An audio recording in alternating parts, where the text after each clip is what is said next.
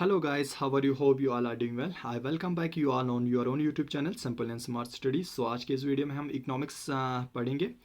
तो ये पहला लेक्चर रहेगा इकोनॉमिक्स के ऊपर क्योंकि इकोनॉमिक्स बहुत ही इंपॉर्टेंट रहता है हर किसी जो भी गवर्नमेंट एग्ज़ाम्स होते हैं उसमें इकोनॉमिक्स से क्वेश्चन अमूमन पूछे जाते हैं। तो आपका जो फाइनेंस अकाउंटेंट है उसमें भी इकोनॉमिक्स का पोर्शन है जो उनकी 20 मार्क्स के आपके क्वेश्चन आएंगे इकोनॉमिक्स से। ठीक है, तो हम कुछ इस वीडियो में कुछ बेसिक कंसेप्ट समझने की कोशिश करेंगे इकोनॉमिक्स के बारे में। तो चलिए शुरू करते हैं। सबसे पहले इकोनॉमिक्स जो वर्ड है वो आपका एक ग्रीक वर्ड है ओकोनोमस, जिसमें से आपका जो इकोनॉमिक्स वर्ड है वो डिराइव्ड हुआ है। ओकोनोमस का मतलब क्या है इन ग्रीक का? तो ओको का मतलब है आपका हाउस एंड नोमस का मतलब है आपका कस्टम या लॉ। तो इसी वर्ड से आपका जो इकोनॉमिक्स वर्ड है वो डिराइव हुआ है। तो इकोनॉमिक्स की बात करें तो इकोनॉमिक्स एक सोशल साइंस है, जैसे दूसरे सोशल साइंस है, पॉलिटी है, हिस्ट्री है, उसी तरह इकोनॉमिक्स भी एक सोशल साइंस है। मगर ये साइंस क्या करता है? ये economics actually tries to study how to achieve the maximum benefit using limited resource। Limited जो रिसोर्स है उसके यूज़ से ज़्यादा बेनिफिट कैसे हासिल किया जाए, ये आपका इकोनॉमिक्स पढ़ता है। ठीक है, तो अब लिमिटेड रिसोर्स अगर इसकी बात करें तो मैं आपको एक एग्जांपल के साथ समझाने की कोशिश करूंगा। तो सबसे पहले आपके लिमिटेड रिसोर्स यानी आपके जो रिसोर्स है वो लिमिटेड है। ठीक है, जैसे कि 10,000 रुपीज़ है आपके पास, वो आपका रिसोर्स लिमिटेड है। ठीक है, मगर आपके जो वांट्स हैं वो बहुत ज़्यादा हैं। तो आपका जो वांट्स है वो फुलफिल करने की कोशिश करता है इकोनॉमिक्स इसी जो लिमिटेड रिसोर्स के यूज़ से। ठीक है, क्योंकि आपके पास स्कैर्सिटी ऑफ रिसोर्स है पहले, तो इकोनॉमिक्स क्या करता है? आपका एलोकेशन के लिए हेल्प करता है, डिस्ट्रीब्यूशन के लिए हेल्प करता है, ताकि जो आपके अनलिमिटेड वांट्स है वो कंप्लीट हो जाए। तो ये आपका अगर इकोनॉमिक्स की ही होल एक जर्नल में बात करें तो ये आपका डिमांड और सप्लाई से डील करता है। ठीक है, सो इन जर्नल इकोनॉमिक्स आपका किस से डील करता है? डिमांड एंड सप्लाई से डील करता है। ठीक है, एंड फर्स्टली अगर देखा जाए सबसे पहले जो वेल्थ ऑफ नेशन एक बुक है वो 1776 में लिखा गया था। किसके द्वारा? एडम स्मिथ के द्वारा लिखा गया था, जिसको फादर ऑफ इकोनॉमिक्स भी कहा जाता है। तो क्वेश्चन अमूमन पूछा जाते हैं कि who is known as the father of economics, तो ये कौन है? आपका एडम स्मिथ है।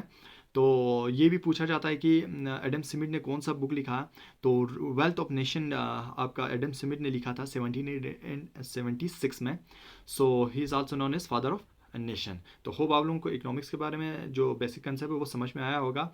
अब इकोनॉमिक्स की अगर हम ब्रांच की बात करें तो ब्रांच इकोनॉमिक्स के अगर ब्रॉडली देखा जाए तो ब्रॉडली टू ब्रांच हैं। एक तो आपका माइक्रो इकोनॉमिक्स है, सेकंड आपका मैक्रो इकोनॉमिक्स है। तो इसके अलावा भी आपके बहुत सारे ब्रांच है, तो वो आपका सेकेंडरी ब्रांच है, जैसे कि आपके डेवलपमेंट इकोनॉमिक्स होता है, बिहेवियर इकोनॉमिक्स, या आपका डेमोग्राफिकल इकोनॉमिक्स, या इंफॉर्मेशन इकोनॉमिक्स, या आपके ब्रांच होते हैं। इन्वायरमेंटल इकोनॉमिक्स भी होता है। तो अगर उन सब के वहाँ पे नहीं जाएंगे हम, तो ब्रॉडली हम देखेंगे तो इसमें आपके दो क्लासिफिकेशन है, दो ब्रांचेस हैं। एक तो आपका माइक्रो है, सेकंड आपका मैक्रो है। तो माइक्रो वर्ड का मतलब ही है आपका स्मॉल एंड मैक्रो का मतलब है आपका लार्ज। तो ये मैक्रो स्मॉल यानी स्मॉल इस जो पोर्शन है इस इकोनॉमिक के पोर्शन में आपका क्या पढ़ा जाता है? स्मॉल लेवल के जो भी आपके इकोनॉमिक प्रोसेस है उसको पढ़ते हैं आपका किस में? इसमें मैक्रो में। ठीक है, एंड साथ ही साथ माइक्रो की बात करें तो माइक्रो में आपका जो भी लार्ज पोर्शन है उसको पढ़ने की कोशिश करता है। जो भी लार्ज पोर्शन होता है इकोनॉमिक्स में उसको पढ़ने की कोशिश करता है आपका माइक्रो में। ठीक है, तो अगर हम एक एग्जांपल ले कि एक क्लास में अगर स्टूडेंट है तो अगर उसको पढ़ना है तो हम इसमें क्लास में बोल रहा हूँ, class as a class, whole class में आपका स्टूडेंट जो है वो आपका माइक्रो होगा। ठीक है, माइक्रो एंड वो क्योंकि इंडिविजुअल लेवल पे हैं इसी में अगर होल क्लास के बारे में पढ़ेंगे तो आपका क्या होगा? आपका वो आपका मैक्रो में आएगा। ठीक है, तो हमारा जो नेशन है होल एज ए नेशन तो वो आपका मैक्रो में आएगा क्योंकि होल होता है। ठीक है, क्योंकि अगर उसमें से किसी यूनिट के बारे में अगर हम पढ़ेंगे तो वो आपका माइक्रो में पढ़ेंगे। ठीक, माइक्रो इकोनॉमिक्स में। ठीक है, होप आप लोगों को यहाँ तक समझ में आया होगा। तो माइक्रो आपका डील करता है with economic as a whole as a whole होगा, जहाँ पे होगा वहाँ पे आपका माइक्रो इकोनॉमिक्स का इस्तेमाल होगा। ठीक है, तो अगर हम नेशन की बात कर रहे हैं तो नेशन की मैंने पहले भी बताया कि नेशन में आपका एक कोई यूनिट होगा तो वो आपका आपका माइक्रो में आएगा, एंड अगर होल नेशन की बात होगा तो वहाँ आपका मैक्रो में आएगा, ठीक है। इन एग्जांपल की अगर बात करें तो आपका इनकम ऑफ ए बैंक, किसी भी बैंक का कोई इनकम होगा तो वो आपका किस में आएगा, मैक्रो में आएगा, ठीक है। एंड साथ ही साथ आपका अगर नेशनल इनकम होगा, जो कि हमें पढ़ना है आगे जाके नेशनल इनकम के बारे में, तो नेशनल इनकम आपका किस में आएगा, मैक्रो इकोनॉमिक्स में आएगा। तो ये जो डिवीजन है माइक्रो और मैक्रो इकोनॉमिक्स, तो ये आपका सबसे पहले किसने दिया था, रिचनर फ्रिट्ज, एक ये इकोनॉमिक्स था जिन्होंने ये दिया था कंसेप्ट ऑफ माइक्रो और मैक्रो, ठीक है। वर्ड इस्तेमाल किया गया था माइक्रो और मैक्रो 1933 में, ठीक है। पहली बार इन्होंने ये वर्ड इस्तेमाल किया था, ठीक है।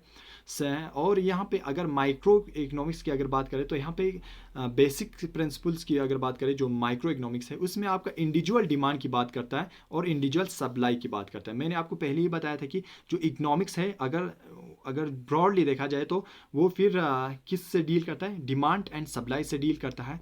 तो यहाँ पे जो माइक्रो इकोनॉमिक्स है वो आपका इंडिविजुअल डिमांड और इंडिविजुअल सप्लाई से डील करता है, और साथ ही साथ अगर मैक्रो इकोनॉमिक की बात करें तो वो ये एग्रीगेट डिमांड और एग्रीगेट सप्लाई से डील करता है, ठीक है। एग्रीगेट यानी टोटल होल डिमांड या होल सप्लाई जहाँ पे होगा वहाँ पे आपका मैक्रो इकोनॉमिक्स का इस्तेमाल होगा, ठीक है।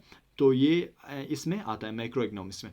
एंड इसमें जो मेजर डिटरमेंट होता है जो माइक्रो इकोनॉमिक्स में, वो आपका प्राइस पे रहता है, ठीक है, प्राइस के ऊपर होता है, ठीक है। और जो आपका मेजर डिटरमेंट होता है आपका जो मैक्रो इकोनॉमिक्स में, वहाँ पे आपका इनकम पे डिपेंड रहता है, ठीक है।